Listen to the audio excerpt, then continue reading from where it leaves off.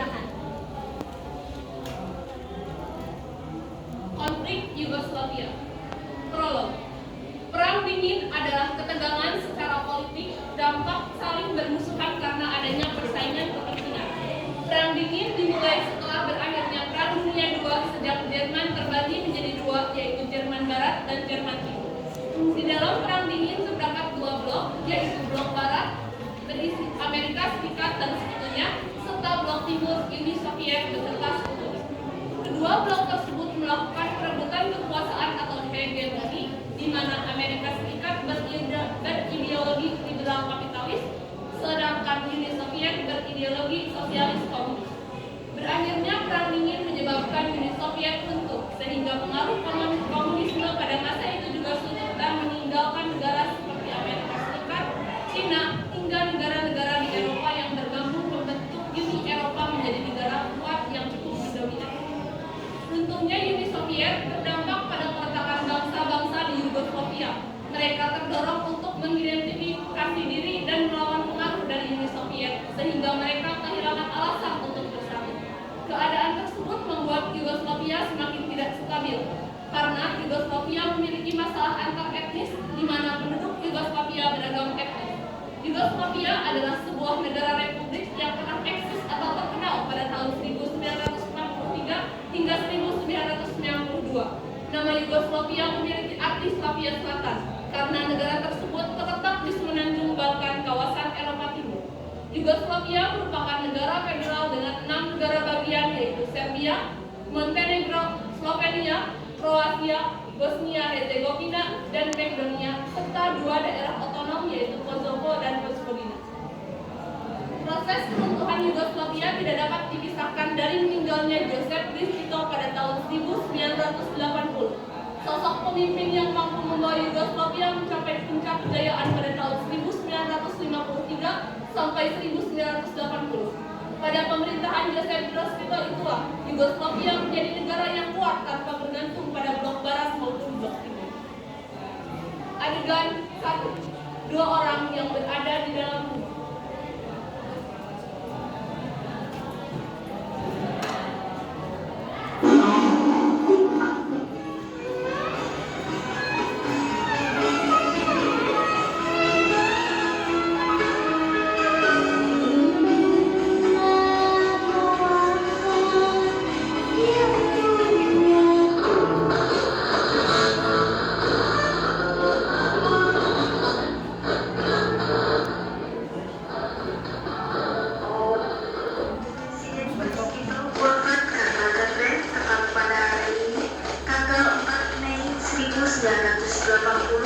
Pukul 15.05 waktu setempat di rumah sakit yang sama, menjelang hari ulang tahunnya yang ke-88.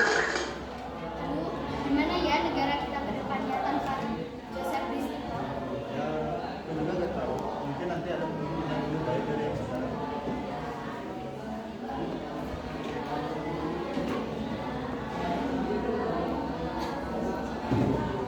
Selain itu, di lain tempat di luar masyarakat Yugoslavia sedang melakukan aktivitas sehari-hari.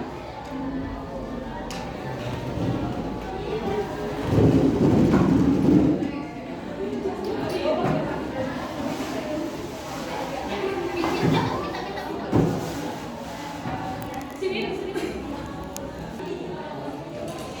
Adegan 2 mulai. Kalian semua udah lihat berita televisi belum? Berita apa? Itu apa?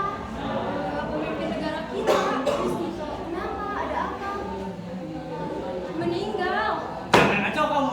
Iya, aku serius. Sudah. Kita lihat saja di televisi. Presiden Broz Tito wafat karena gantek pada hari ini. Tuh kan, kataku juga apa? 1980 pukul 15.05 waktu setempat di rumah sakit yang sama.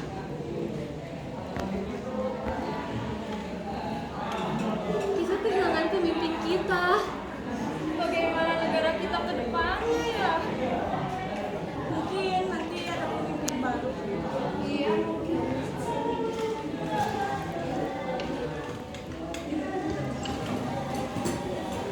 Sepeninggal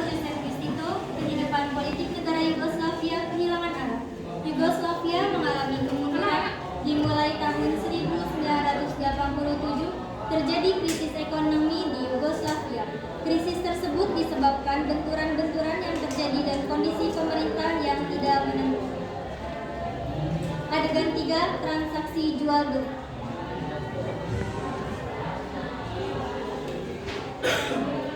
Permisi, ada bahan-bahan pokok tidak? Oh ada, tapi ini tidak semuanya. Oh iya, tidak apa-apa. Saya mau beli ini dan ini saja. Silakan tunggu ya. Jadi berapa total semuanya? Ini jadi 500.000. Maaf ya, soalnya harga kita kan lagi pada naik semua. Kita kan lagi pada krisis ekonomi. Ya, ini semua imbas dari meninggalnya Joseph Blas Tito ya. Semuanya jadi terdampak. Ya, kita tidak tahu bagaimana negara kita ke depannya nanti.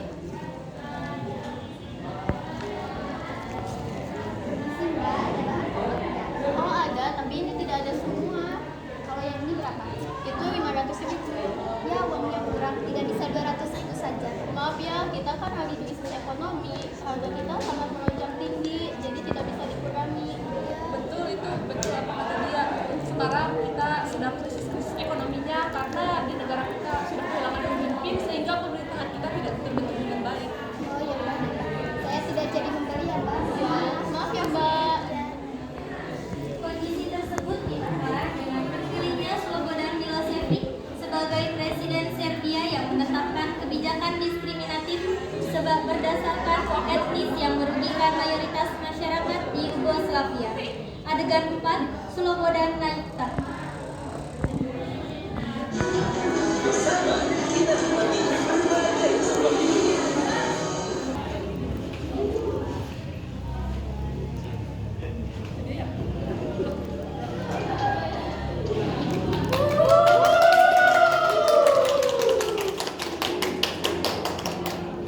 Selamat siang hadirin semuanya, rakyat-rakyatku.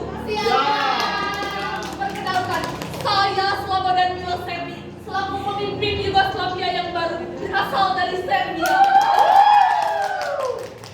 Anda yakin bisa memimpin negara ini?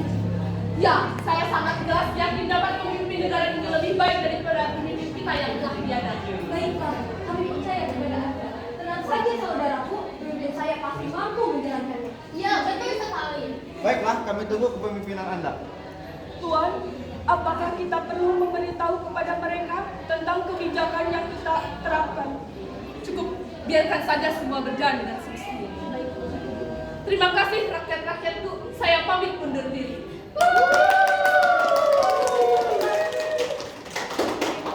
Puncaknya terjadi pada tanggal 25 Juni 1991, Slovenia dan Kroasia memproklamasikan kemerdekaannya secara pihak yang diikuti oleh pembentukan mata uang sendiri, angkatan bersenjata sendiri dan penentuan tapa batas sendiri. Disusul Bosnia dan Makedonia pada bulan Maret 1992. Republik Bosnia Herzegovina mengadakan referendum untuk menentukan nasib bangsanya sendiri sebagai negara merdeka atau tetap dalam negara federasi. Akan tetapi, terjadi pemboikotan referendum yang telah menentukan untuk merdeka itu oleh etnis Serbia di Bosnia. Adegan 5, perundingan.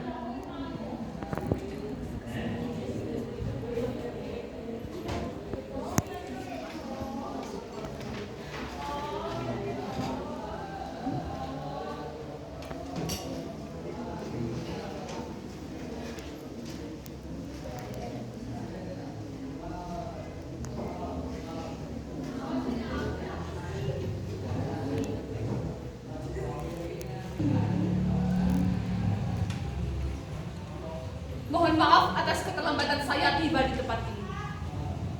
Baiklah, saya dengar ada 4 negara bagian Yugoslavia yang ingin memisahkan diri. Apakah benar? Benar.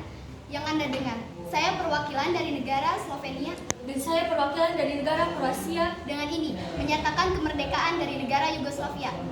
Saya juga.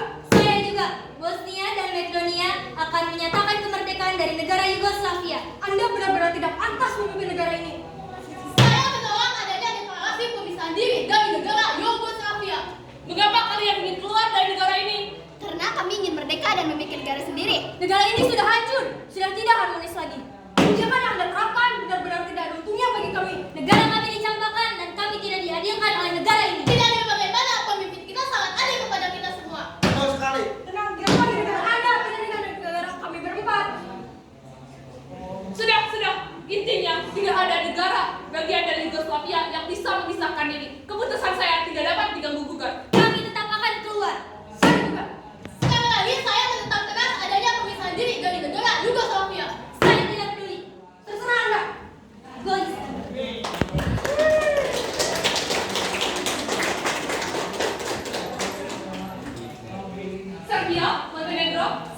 pemimpin.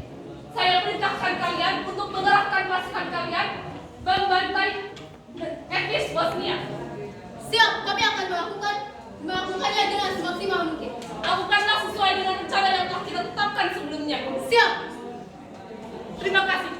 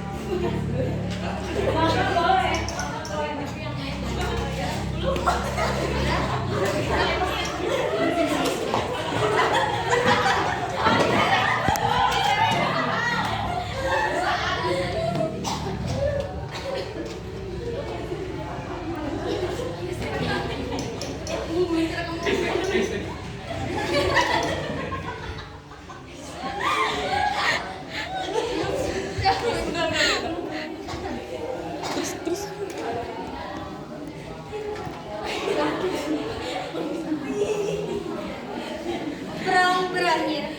Setelah terjadinya perang antar etnis Serbia Bosnia pada Juni 1992, pasukan perdamaian PBB tiba di Bosnia Herzegovina. Mereka mengamankan bandara Sarajevo untuk menjaminkan pasokan makanan dan obat-obatan untuk penduduk Bosnia. Pasukan PBB ini menemukan pelanggaran hak asasi manusia oleh etnis Serbia Bosnia sejak Oktober 1992. Penduduk Muslim dan Kroasia di Bosnia disiksa dan dibunuh dalam kamp-kamp tawanan. Sejak awal peperangan, ribuan orang terbunuh dan ratusan ribu terusir dari rumah.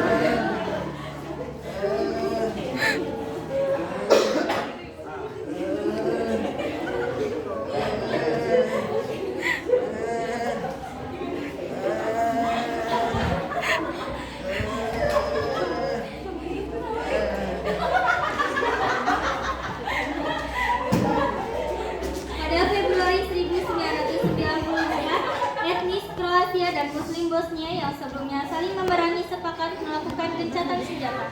4 bulan kemudian, atas desakan PBB dan masyarakat internasional menyerukan penghentian peperangan kepada etnis Serbia Bosnia. Namun, etnis Serbia Bosnia menolak seruan tersebut. Etnis Serbia Bosnia terus menyerang kedudukan pasukan Kroasia dan Muslim Bosnia, daerah khusus yang ditetapkan PBB, yaitu radius 18 km dari Sarajevo. Juga diserang oleh etnis Serbia Bosnia. Tindakan ini dihukum oleh pasukan NATO pada 25 Mei dan 26 Mei 1995 dengan mengebom gudang amunisi Serbia.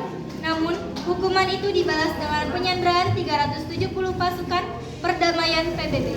Walaupun akhirnya dibebaskan pada Juni 1995 setelah Presiden Milosevic menekan penyandera, etnis Serbia Bosnia kembali membuat ulah yang mengundang kutukan masyarakat internasional. Mereka melanggar daerah aman PBB di Srebrenica dan Zepa di bagian tenggara Bosnia. Sekitar 200 Muslim dibantai, lalu dikubur secara massal. Selain itu, etnis Serbia Bosnia menembaki sebuah pasar di daerah yang berpenghuni mayoritas Muslim Sarajevo dengan senjata berat. 30 orang terbunuh dalam kejadian pada tanggal 28 Agustus 1995 tersebut. NATO kembali menghujani etnis Serbia Bosnia dengan mengebom kedudukan mereka di sekitar Sarajevo, Tuzla, Gorazde, Mostar, dan Pale. Beberapa hari kemudian, diadakan perundingan para menteri luar negeri Kroasia, Bosnia, dan Yugoslavia menyepakati usulan Amerika Serikat tentang pembagian Bosnia yang ditandatangani pada tanggal 8 September 1995. Adegan 7, Perundingan 2. Baiklah, saya adalah Bosnia. Setelah terjadinya perang antara etnis Serbia Bosnia terhadap Muslim Bosnia, saya Amerika Serikat akan mengusulkan beberapa hal. Usulan bagaimana? Bagaimana jika membagi wilayah Bosnia menjadi dua bagian, 51% untuk Federasi Muslim Kroasia dan 49% untuk etnis Serbia Bosnia. Bagaimana tanggapan kalian? Saya selaku Bosnia menerima usulan Anda tersebut. Ya, jika itu menguntungkan kedua belah pihak, silakan dilakukan saja. Baiklah, jika kalian setuju, harap menandatangani berkas. Semoga dengan adanya perjanjian tersebut, peperangan di Yugoslavia antar etnis sudah terbukti.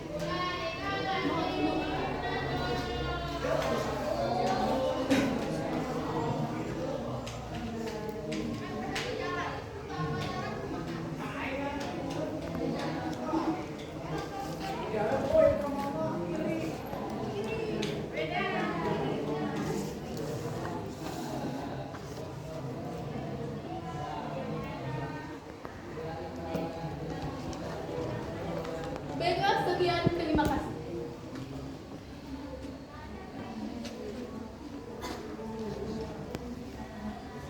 Selanjutnya, kerangka konstitusional untuk Bosnia baru disepakati pada tanggal 20 September 1995. Gencatan senjata bisa berwujud pada 12 November 1995 di Dayton, Ohio, Kanada. Perundingan Dayton berjalan secara alot. Etnis Muslim Bosnia merasa keberatan atas koridor Posavina yang terletak di Bosnia Utara. Jalur strategis ini menghubungkan wilayah yang dikuasai etnis Serbia di Bosnia Barat dan Timur. Akhirnya Presiden Bosnia Alija Izetbegovic menerima tekanan Kroasia dan etnis Serbia untuk menunda masalah tersebut sampai tahun 1996. Ketiga pihak yang bertikai akhirnya menandatangani perjanjian Dayton pada tanggal 21 November 1995. Adapun isi perjanjian Dayton sebagai berikut: 1. Pemilihan umum di Bosnia diawasi oleh masyarakat internasional. 2. Pemilihan hak asasi manusia termasuk para pengungsi untuk kembali ke rumah masing-masing dan mendapatkan kompensasi atas harta hak miliknya. 3. Sarajevo menjadi ibu kota negara Kesatuan Federasi Muslim Kroasia. 4. Penyelenggaraan kepresidenan dan parlemen dilaksanakan secara kolektif, yaitu Federasi Muslim Kroasia menjadi 2/3 kursi parlemen, sisanya untuk etnis Serbia Bosnia. 5. Peradilan ditegakkan berdasarkan konstitusi baru. Perjanjian Dayton resmi ditandatangani para pihak di Paris, Prancis pada 14 Desember 1995. Dengan adanya perjanjian Dayton menandai akhir dari konflik Yugoslavia. Namun, adanya perjanjian Dayton tidak serta-merta membuat konflik Yugoslavia berakhir, karena konflik Yugoslavia baru benar-benar berakhir pada 2003 dengan Republik Federal Yugoslavia dibentuk ulang menjadi sebuah negara bernama Serbia dan Montenegro. Sekian dari kami. Assalamualaikum warahmatullahi wabarakatuh.